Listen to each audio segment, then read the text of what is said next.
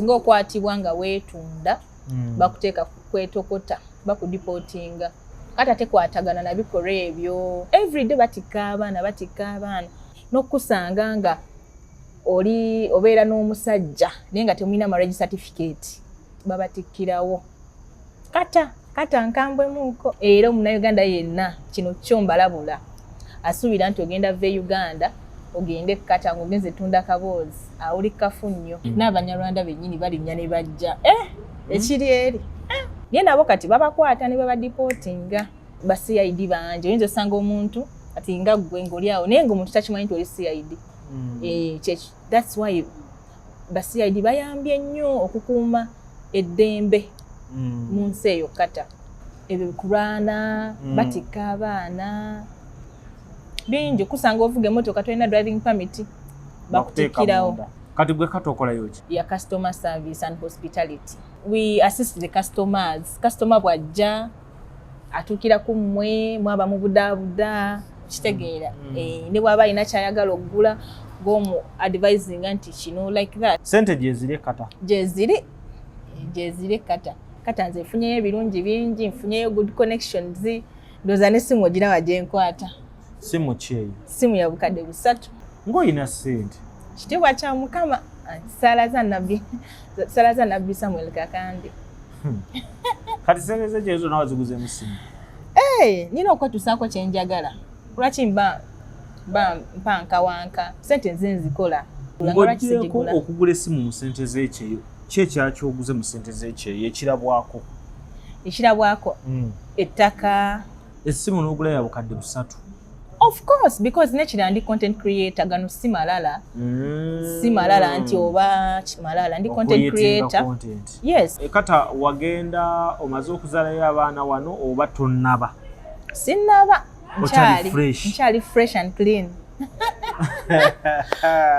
nze ndi mwana wa Yesu bannange omusajja ali yafunye kati essaawa eno omusajja asobola okujja alintwala ajja kuba yesiimi amanya nze Nsuuga Mustafa nkola ne Alihira Holdings Uganda Limited tuli bakozi ba biodigester wamu n'okuzimba okw'enjawulo so olwaleero tuli waneeno nga tuli nkola biodigester ekyenjawulo ekiriwo nti yo eri mu basement wakati okusinziira nga bulijjo abantu mu kiraba ti eno parking lot so eri wansi eri parking lot eri mu basement leero tukoze size y'abantu 5 ng'era erina capacity okusavinga ekizimbe kino kyonna nga wekinaabeera waneeno ng'era emigaso gya bulijjo gya biodigester tebagenda kunuunamu atwetaaze ku namba z'essimu 07017669992 ne MTN 0789224230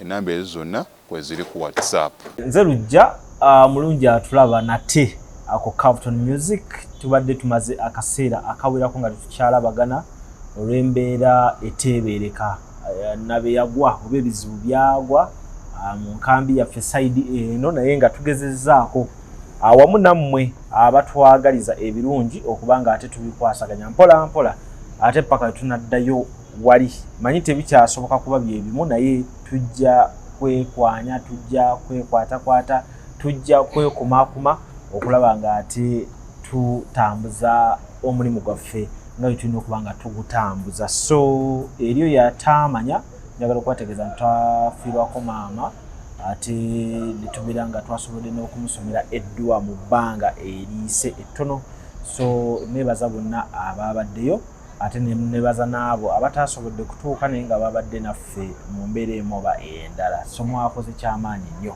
olwaliro tuli ne Faith Official yakava ekata ebbanga siddene era bwali wano mu ggwanga Uganda kakati bwatuukidde banyabo ne bassebo abali ku mutimbagano mukimanyi nti waliwo emboozi y'abannaffe yafiira e Dubai kakati ate nereeta n'emboozi engaze ey'okuba nti abaana bano bebafuluma eggwanga kati buli omu abalabanga abagenza okwetunda olwaliro ensi wetu webalaba Faith kulikayo ekkata okusookera ddala navuddeyo nebaza Mukama yantambuza bulungi ekitiibwa kidde gyali amiina byatambudde bulungi ddala byatambudde bulungi wakomyewo mirembe oba wakomyewo mu mbeera nga si birungi nakomewo mirembe nze mwenyini nze ne booking the ticket nenzija mpumulemuuko. Ojja kuddayo? Bwe mba njagala nja kuddayo era. Sooka ombulize ku Bannayuganda abakulaba. Tutandikira awo. Abannayuganda abandaba mujebaleko mirimu gyammwe mwenna gye mukola era mwebale kulaba Capiton. Mwebale nnyo, mwebalire ddala. Amiina. Kale kakati Faye ewatali kumala budde njagala tujustifying ensonga eno okusooka ddala egenda mu maaso nga tuli naawe fresh from Kata. Mwenna abafuluma eggwanga oba gwe Kata muba mugenze kwetunda? Nedda, ekyo si kituufu era nkivumirira. Si buli muntu agenda ebweru nti aba agenze kwetunda. Ekyo abantu bakikwata bubi. Naddala abaana abawala bwe balaba abaana abawala nga agenze ebweru baba balowooza mbu agenze kwetunda. Nedda, si kituufu. Nze nagenda okuva wano e Uganda by the way nga maze osayininga bulungi offer letter yange nga mmanyi ne ssente ze ngenda okufuna nga mmanyi n'omulimu gwe ngenderamu. Wagenda na company? Yes, nagenda na company era bagiyita n'obutajogera linnya. Wagenda na company? Yes, era nakola bulungi interview nenjiyita nendyoka travelinga naye abaana bonna abagwa interview they didn't travel era weebali wano. Yes. Ate waliwo abagenda nga bakulaze mulimu mulala n'otuuka ne bakutwala mu kiri ekyokwetunda? Ekyo kyo sibimanyiiko naye what I know legit companies bwe ziri wano mu Uganda nga basobola otwala omwana mu mulimu gwennyini go registerinze era n'ogusangayo eri weziri wano company eziri legit zemmanyimu kentonotono. Kati gwe okusinziira ku kyolaba oba kyomanyiikokko gwe nga atambuddeko olowooza kiva ku ki abaana okuba nga bamaliriza beetunze? Wabula nze according to my ideology nze ndowooza abaana abamu abakola ekikolwa ekyo nze ndowooza olusi babatwalira ku mirimu mirala ne bamala ate ne babakaka. Bakaka bakake? Abamu ku stories endaba kati ng'abo ab'e Dubai ekitegeera mpulira stories ze bagamba mbu babatwalira mu mirimu mirala ate ne bamala ne babateekamu egyo emirimu bwe gityo. Yes. Babakuŋŋaanya awo. Kata waliyo abeetunda abatunda emboozi abawala? Gye bali buli nsi mwebali, tewali nsi mwebatali. Nga baffe ba wano Uganda? Gye bali naye lwakuba nti ekirungi kya Kata, by the way Kata is a good country. Kata nsi nnungi. Nze ngifuniddemu emirembe era ngifuniddemu n'ebirungi bingi, ngifuniddemu connections ennungi. Kata tekwatagana na bikolwa ebyo era kasita bakitegeera nti nti oba oli malaaya ne bamukwata bwe bati bamutikkirawo bamuteeka kwetokota. Kata? Kata tezannya, Kata teringa ziri ensi endala, bakuteeka kwetokota. Ate ng'ogambye gye bali bamalaayira? Gye bali naye ngamba nga bakukutte. Singa okwatibwa? Singa okwatibwa nga weetunda bakuteeka kwetokota, bakudipootinga.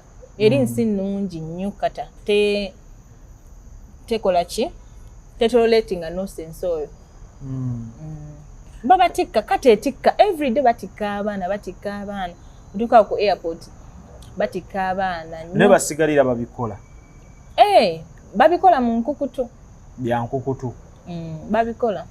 Kati ne CID bangi n'ekirala ekirungi kya Kata security yayo nnungi nnyo. CID bangi oyinza osanga omuntu ati nga gwe ng'oli awo naye ng'omuntu takimanyi nti oli CID. That's why CID bayambye nnyo okukuuma eddembe mu nsi eyo Kata. Kuba kiba kyangu ofuna kati abantu ng'abamenyi b'amateeka baba bangu bakwata. N'okusanga nga obeera n'omusajja naye nga temulina marriage certificate oba owedde oba mulina baby oba temulina baby naye ne bakusanga nga mubeera mwenna nga temulina marriage certificate babatikkirawo. Kata nkambwemuuko. Naye nga tokiyitiriza nnyo ate nga abaana gye bali era bakola emirimu egyo? Gye bali naye kati kankubuulire ekiriwo. Kati bo bakikola batya okuyita mu mateeka? Abaana abamu kye bakola kati naddala baba Uganda bagenda ku NASA ne baprintingayo Go certificate. Awo abaseefu bwe kasitoma ne marriage certificate konna kakakasa nti muli bafumbo. Awo wali wadde mbobeera n'omusajja naye bwe muba nga temugirina tolina right. Tolina right. Malaya ekkato olina okuba ne marriage certificate ekkuumire mu mulimu.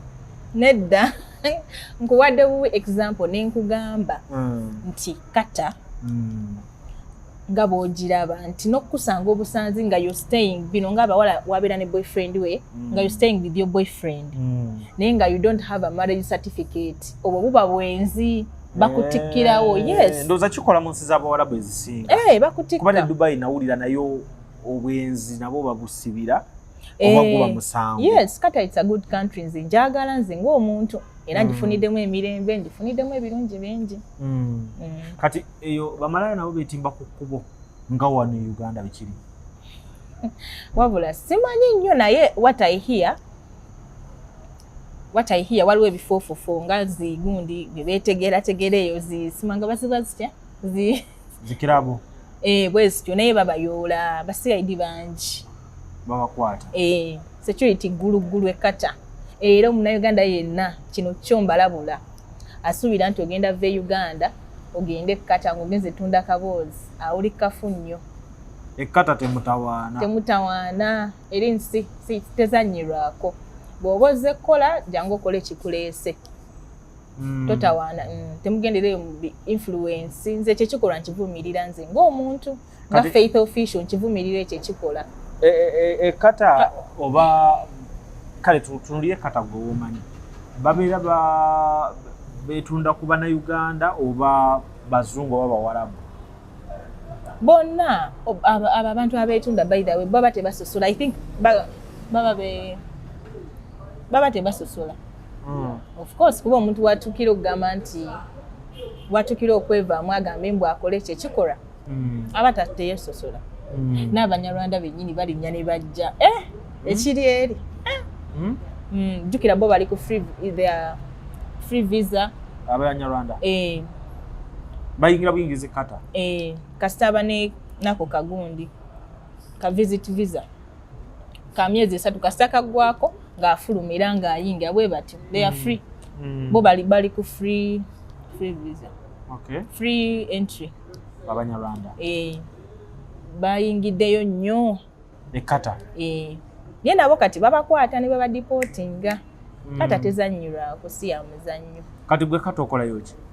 Kata as I told you industry gye ndimu ya customer service and hospitality. Customer service and hospitality mukola ki? Customer service as in we assist the customers. Customer bwajja atukira ku mmwe mwaba mu budaabuda kitegeera ne bw'aba alina kyayagala okugula ng'omu advising nti kino like that. Ku hotel supermarket kuki? Actually it's a shop. Duuka. Yeah.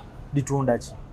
Tutunda nsawo z'abakyala, ngatto, perfumes, jewelry, bwe bityo naye nga only byabakyala. So bijja it's a brand by the way. Mugujja na qualification oba just yoina kuba muna Uganda asobola ofuna omukisa ogugenda ekkata okukola eyo? Actually omulimu gwa interview kasita mukama akuyamba n'otuukirira ababoosi ne bakosa interview n'ogiyita ng'otandika okukola kuba si Bannayuganda bokka tulina n'amawanga amalala agakola naffe. Tulina Abannakenya, tulina Abayindi, Abanepaalo, mawanga mangi, aba Morocco bonna tukozesa amawanga ag'enjawulo as long as oyise interview. Era kata by the way era ndabula abaana bali e Uganda mbalabula kata si ensi gy'obeeri nti omale gazannyirako bino bye mugamba mbu njagala yingira okitegeera. Bo bafollowinga nnyo interviews ng'ezo okitegeera. Kasita oyita interview then you can come and start n'otandika okukola. Kisinziira kategori y'omulimu gw'ogiddemu. Mulimu emirimu kati nga gino egya wansi bo tebabakozesa interview bano basimanga cleaners abo tebabakozesa zi interviews. Yeah, they just bo bagenda business ne batandika okukola neji n'emirimu emirala giri class olina okukola interview ogiyite era n'otandika okukola. Omunnayuganda ayagala okujja ekkata bubaka ki bw'omuwa? Omunnayuganda ayagala okujja ekkata obubaka bwemuwa omusibirira entanda. Era musibirira entanda. Kata teri muzannyo. Kata nsi emu ku z'Abawarabu ezirina amaanyi, super power, okitegeera. Ate n'ekirala kata olina okwegendereza kampani ki gy'ogenda okozesa ng'ogenda. Wano wewali kampani eziri legit, weeziri nnyingi nga ziri legit nga bagenda kutwala mulimu ogwo gwennyini gosayinize ku offer letter nga bagenda gukutwalamu ogukole bulungi. Naye nkukuutira bw'otuuka eri empisa embi zireke Uganda. Emizeezeze gyonna gireke Uganda. Bakata tebasaaga. Kata batikka abaana enkya n'eggulo. Batikka abaana enkya n'eggulo. Eyeetunda akola atya? Eyeetunda totawaana. Batikka abaana enkya n'eggulo. Bino simanyanga ebikulwana. Batikka abaana bingi. Okusanga ovuga emmotoka tolina driving permit bakutikkirawo.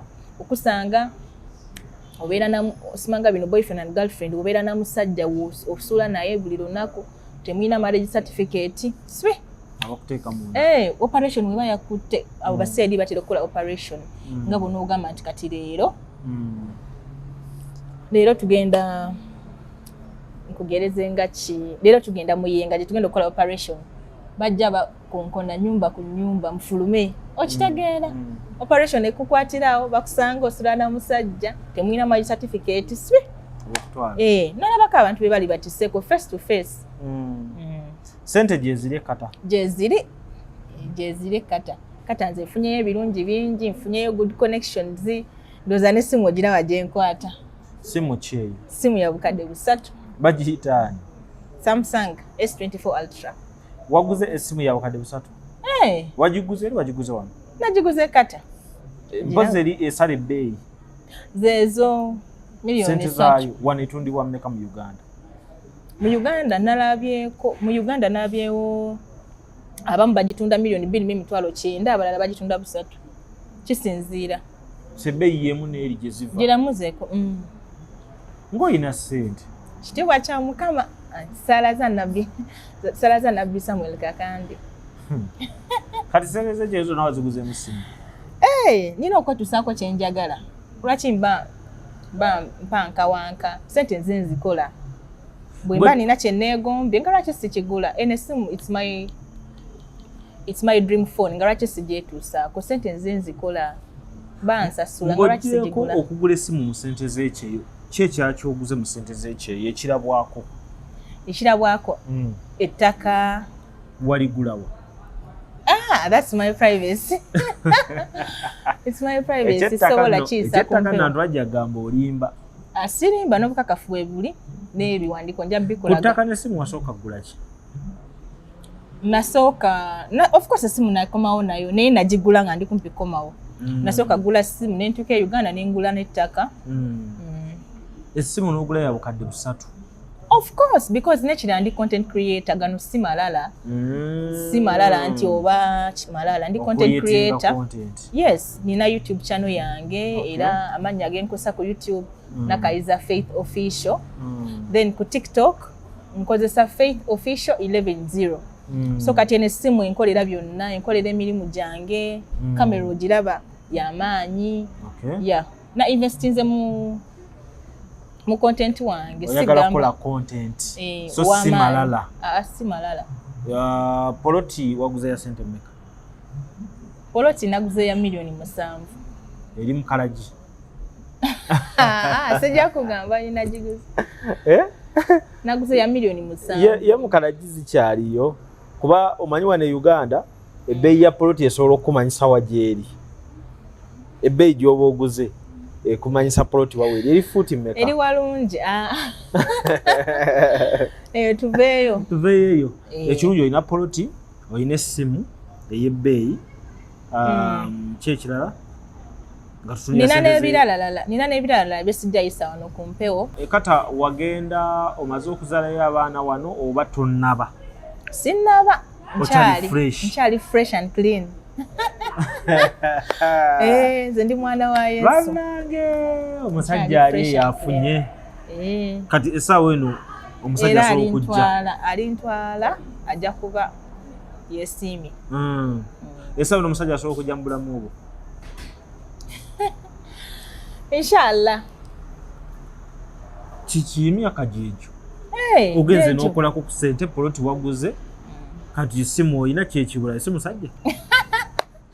Neba naye lujja. N'awaadi yiyo giina gy'ogenda okuba ng'otubuulirako. Awaadi yaki? By the way, awaadi eno nagiwangulidde Kata as the best YouTube channel of the year. YouTube channel of the year? Yes. YouTube channel bagiyita ani nyabo? YouTube bagiyita Nakaiza Faith Official. Ekola biki? Nteekayo content ow'enjawulo. Kubanga ekintu kyonna ekigenda ku internet naffe abantu tuba tukiraba Nakaiza Faith Official nga sinagirabako wano mu Uganda ate nga yawangudde awaadi Kata. Kweli nina 1.72k subscribers right now. 1.72k. 1,700 Nakaiza Faith Official. Sebo abantu bannonda kati twali abantu nga bana. Nani omulala? Nze waliwo n'omuwala omulala cabin crew bamuyita Martha Anyati. Okay. Lwaki ffe tebateeka mu nominations? Azalize eri Kata. Abakola content eri. Era bambika Kabaka Mwanga nkwebaza webale kunkubira yankubira gundi yansabira obululu abantu ne bannonda all over the world kuba byali byakulonda Uganda abantu ne bannonda Kata everywhere America kuba nina ba international friends. Yes, nempereza link abantu ne bannonda. Okay. Nawangula n'obululu 1k. Muba YouTuber be Kata. Yes. Abakolera Kata. Era nze nkyasinze. Yes. Kamera ku YouTube channel yange ombulire YouTuber nsinga Kata.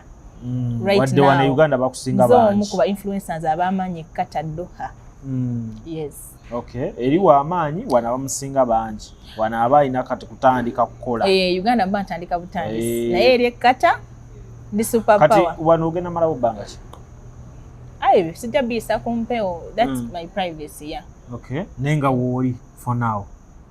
Yeah, for a short time. Woli.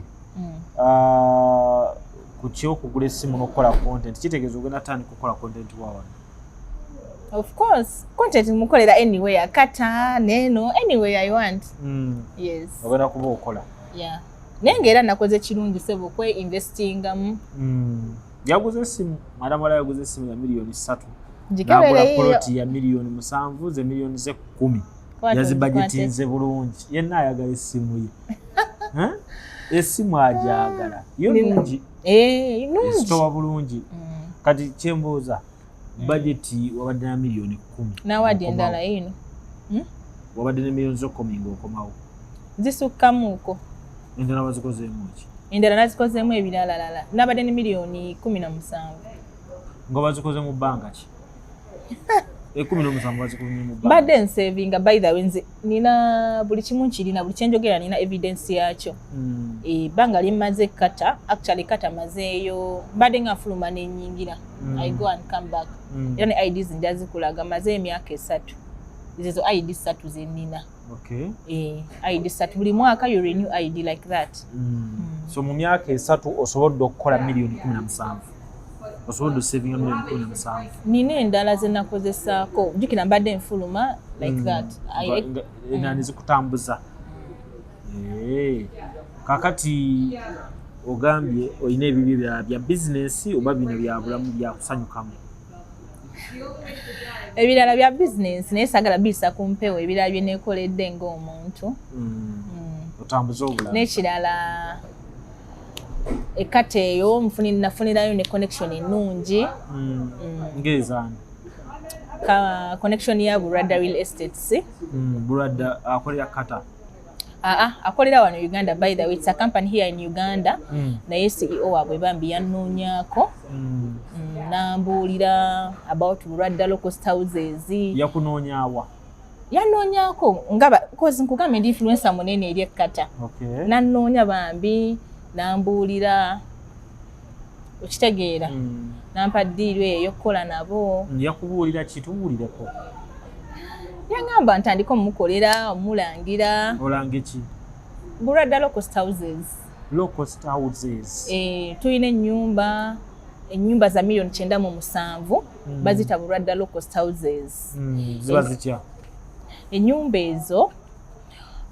ezo ojjako ofiisi yaffe wano ku Buradda Mall, Gaza Road, n'oregisteringa naffe $5,000 gokka. Then n'otandika savinga naffe kasita oweza $3,900,000 bwoti nga tukwasa ekisumuluzo n'oyingira n'otandika okukozesa ennyumba eyo nga bw'omalayo balansi wooli. Kasita omalayo balansi wooli kuba toto ennyumba yonna ya $2,900,000. Kasita omalayo balansi wooli nga tukwasa ekyapa kyo. Nyumba za kyapa? Za kyapa tezitudde ataano ku kikumi. Bazimba zaggwa dda oba bagenda zimba nzimba? Ennyumba ezo tugenda zizimba. Tugenda tandika zizimba guno gwe nyine omwezi. Mu bitundu kye bya Uganda? Tulina Entebbe Road Kasanje, Gaza Road Ddundu, Gaza Road Kijabijo. Gye mugenda ozimba ennyumba ezo. Era amawulire amalungi amalala nti right now nze brand ambassador overseas Buradda Real Estates. Era Mukama mwebaze olw'omukisa ogwo omulungi gwe yampadde. Kubanga bampadde ekifo ng'ekyo mu kampani nnene ey'amaanyi wano mu Uganda. Yeah, because Buradda Real Estates, we are your #1 dealers in land, we are your #1 dealers in real estate. Yeah. Hajji Buradda nja munoonyaako ayongere okutubuulira ku nteekateeka eyo nga weefaanana. Inshallah. Mu detailed video gye tujja ogenda on ground tulabe Hajji Buradda enteekateeka gy'alina ku nsonga eyo.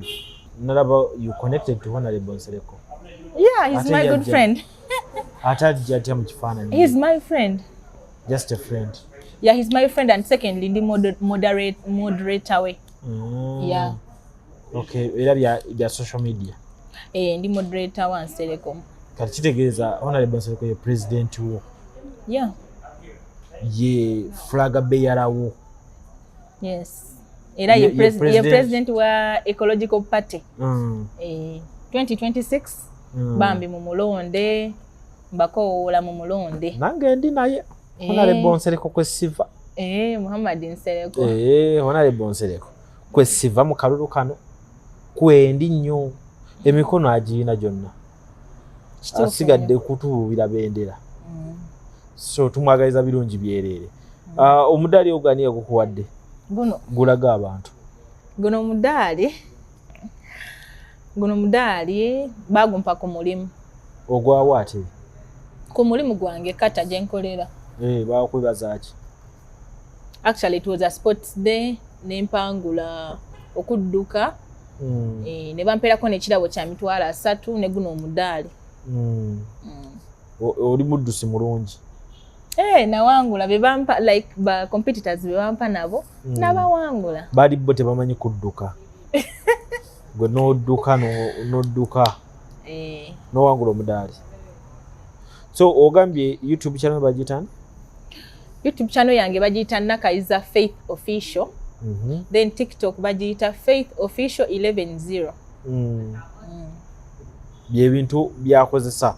So olwaleero naffe tukugiddeko emikono ne tukuwubira flaga otandikira awo bere ng'ozimba channels zo. Amina. Abantu tubasaba mubeere nga muwagira Nakayiza Faith Official ku YouTube ne TikTok. Wekiri? Ku TikTok nkozesa Faith Official 11-0. Then ku YouTube nkozesa Nakayiza Faith Official. Bambi mu subscribing ku YouTube channel yange, mu following. Yeah, like and comment. Chicho oyagala okwogerako for today bisingawo nja bikubuuza mu maaso awo. For today njagala kwogerako ku nzikiriza njogere ku Buradda Locust Houses. Nzikiriza Giseewo akalanga ako akabaka Mabange. Okay. Bannayuganda abali eyo bambi yona gye muli viewers all over the world bambi mbanjulira Buradda Real Estates tuyina ennyumba zino za $907,000 kugirako ettaka 5/10 plot eri 5/10 kugirako ekyapa kugirako kabuyonjo 2 eddiro limu n'effumbiro plus also ka garden n'ekikomera ekimpi waliwo ekikomera ekigenda okujja like nga kifensiza ennyumba ezo zonna jjukira ziba zi uniform nga zifaanagana then naawe mwennyini tukolera ekikomera ekirala ekikyo okamanyi kana akakomera k'abagagga ako nako tukabakolera. Tulina bapartners baffe Hima Cement, Centenary Bank, Uganda Bat, Salam Bank, Salam TV. Tulina bapartners baffe ab'enjawulo era recently twalaunchingze low cost houses zaffe twabadde n'akabaga awo mu maka ga Haji Hassan Buradda twazilaunchinze officially era okuzimba kutandika guno gwennyini omwezi tujja batubawa updates mujje bambi mutuwagire mujje ku office zaffe ku Buradda Mall Gaza Road 6 miles mu bookinge naffe low cost houses zammwe. Yes. Okay. Kale ye Faith Official tumufunyemoko briefly olw'embeera y'obudde n'ebitambula naye nga tugenda kumweyongeza maaso kaawo mu mboozi gyensuubira egy'okuba nga ate ejjayo ekifaananyi ky'ekkata ekituufu oba okuba ekyeyo ekkata n'engeri gy'asobodde okuba nga aterekamu ssente ezo era ajja kuba tukutemeratemera n'omusaala gwe okulaba nti asobodde okwegulira essimu ey'ebbeeyi ng'akomawo ate n'aba nga yaguze ne poloti ku bukadde 7 gy'atatubulidde eririddawa tomanya omulundi ogujja tuyinza n'okugendera ddala ku poloti netunyumya emboozi ezo singa enaaba nga si yawala nnyo si yawala eri kumpi bansaasira n'akava mu bizibu kati sente temuli mu nsawo sijja sobola kuvuga amafuta mangi eri kumpi. Kale by the way eyo poloti gye naguze it's worth a 10M just lwakuba nti wabegayinize nnyo yeah natukiridde nannyini sayitidde mu babulooka woyitira mu babulooka abo poloti ey'obukadde 10 bulooka ajja kugamba $15 million $13 naye nze naguze poloti eri worth 10 million nenjigula ku $7 era by the way gana magazine nga wabankuba kyeyo bonna gye muli bw'oba okomyewo for vacation don't rush topapa mbu tosooka papa sooka owummulemuuko naye kiba kyetaagisa wummula nga wiiki 2 oba mwezi sooka owummulemuuko topapa buli akubira essimu bakuwa ddiiru bagamba bino sooka owummulemuuko amataka gye bakutwala genda ogalambulire tosooka papa sasula lambula mpola mpola ku peesiyo paka bw'onoofuna ekituufu ky'oyagala then osasule like nze nalambula amataka gasukka almost 20 nagalambula gonna then after settling down my mind nenkola right decision. Yeah, kuba wenagula nefuna ekirungi walungi wali ku kkubo omukigo amasanyalaze gundi wali kumpi yeah njateekawo rentals kirungi tujja kulabawo twongere okuinspiringa bannaffe abali eyo nabo bakole akasente kuba buli obeera n'akasente musawo osobola okufuna ekirungi kati nga maliza ne Faye atugambye malaya ekata ali mu buzibu bw'amaanyi nnyo temutawaana ekata obeera mu bulabe nnyo obeera mu buzibu nnyo malaya w'ekata ali mu buzibu nnyo era temutawaana ddala emirimu si myangu ng'ewalala nekiramu ewala ennyo peer groups ebyo emikwano egitali mirungi peer pressure byewala ennyo by the way nze kata nyambye abaana bangi nnyo funa emirimu bangi nga bwekiwulira evidence buli kimu gundi zaabwe CV zaabwe muno IDs zaabwe kitegeera yeah I've been a good person naye nga kyenyinza okugamba oba okola ekirungi kolera Katonda tokolera bantu kuba bennyini abantu betuyamba ate bebagezaako okukola ki okubaza tukuba enkokola si kirungi. Nyambi bangi nnyo nina n'obukakafu evidence weeri ngamba yambidde ddala nyambi abaana basukka 50. Kale sembayo ng'owaba walaba nno obubaka ku mbeera nga bwe twatandikidde wali ngeri ki gye basobola okwekwatamu nga bagenda mu nsi zino okwewala obwamalaaya n'ebikolobero ebibi bye tuwulidde ebibeerayo mu nsi ezo naddala kati ebiri e Dubai. Nze amagezi gembawa munoonye kampani ennungi legit companies mu registering nazo muloke mugenda mirimu emirungi temwewaggula kozesa ba agent oli akulimba simanga leetayo zino omuwe ssente si birungi bambi.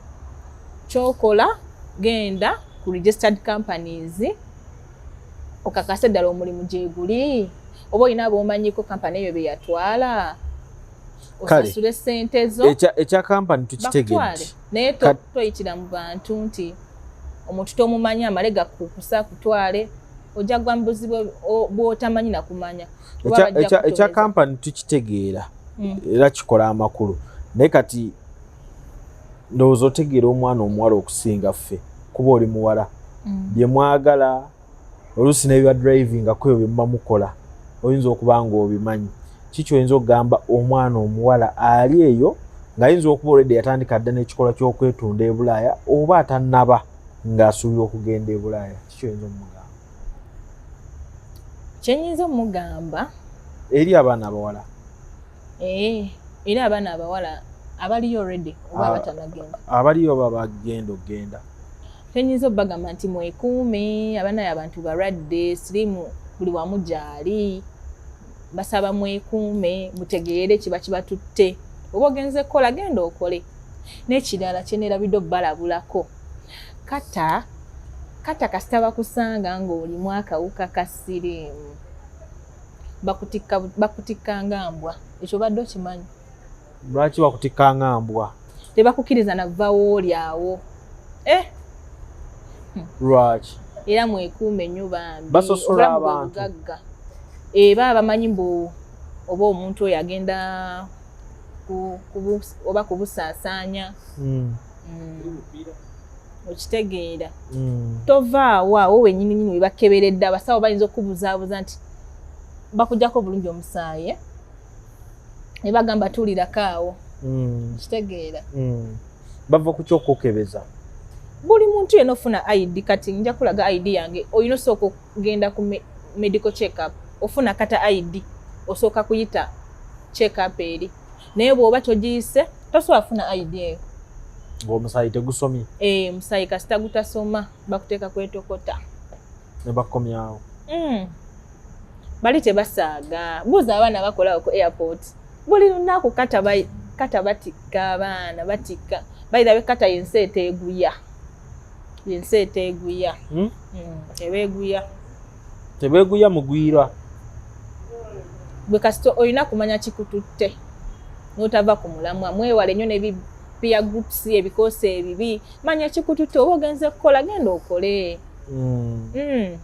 Kuba bambi mulimu abantu abamu nga olabira ddala big groups bye bimuleetedde obuzibu bano simanga bakusanze otamidde ogudde wali okitegeera. Abatamivu bakola batya? Bemmanyika abamu ng'ali awagudde ku luguudo basobola okukutikka nayo basobola okuteeka kwetokota bufuna omukisa omulungi mulimu be bayira obuyiza amazzi ne bamusonyiwa ng'osanze abasirikale ab'ekisa naye abamu abasinga obungi babatikka. Bino onywedde ogudde wali ku kkubo osimanga bino abaana be bakola n'agwa n'asula wali ku kkubo ng'atamidde eri tebabyagalayo. Kata nsi nnungi nnyo. It's a good country, yes. Okay. Kale, Faith Official ku TikTok, YouTube mumunoonyeko. Kusinga ku ebyo tujja bifuna nga tuli on ground. Mukyemanyi nti emboozi ejja kuba kinda inspiring nga zimuko mu mbeera gy'anatuuyamu gye yakolamu akasente ako n'engeri gya investingamu. Nze lujja ne Faith ne Tony tusinkane mu vidiyo endala.